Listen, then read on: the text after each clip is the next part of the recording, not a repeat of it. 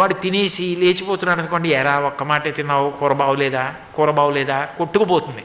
అమ్మ ఇంకోసారి వంకాయ కూర బాగుందమ్మా కూర అని కలుపుకు తిన్నాడు అనుకోండి, అమ్మకి లేకుండా తినేసినా అమ్మ ఆనందపడిపోతుంది. మారు వడ్డనకే అమ్మ ప్రీతి చెందుతుంది.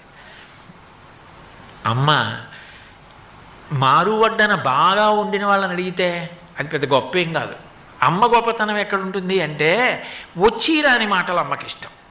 తాతగారు మహావిద్వాంసుడు, మనవడు ఇంకా వచ్చి రాని మాటలు వాడికి ఒక చిన్న పద్యం చెప్పడం కూడా రాదు. కానీ చిన్న పద్యం కూడా చెప్పడం చేత కాని వాడు వచ్చి రాని మాటలతో పద్యం చెప్తున్నాడు అనుకోండి, తనలా విద్వాంసుడైన కొడుకుని చూసి కన్నా వచ్చి రాని మాటలతో పద్యం చెప్తున్న మనవణ్ణి ఎత్తి తొడ మీద కూర్చొని భలే చెప్పావురా అని బుగ్గలు పుడుకుతాడు తాతగారు.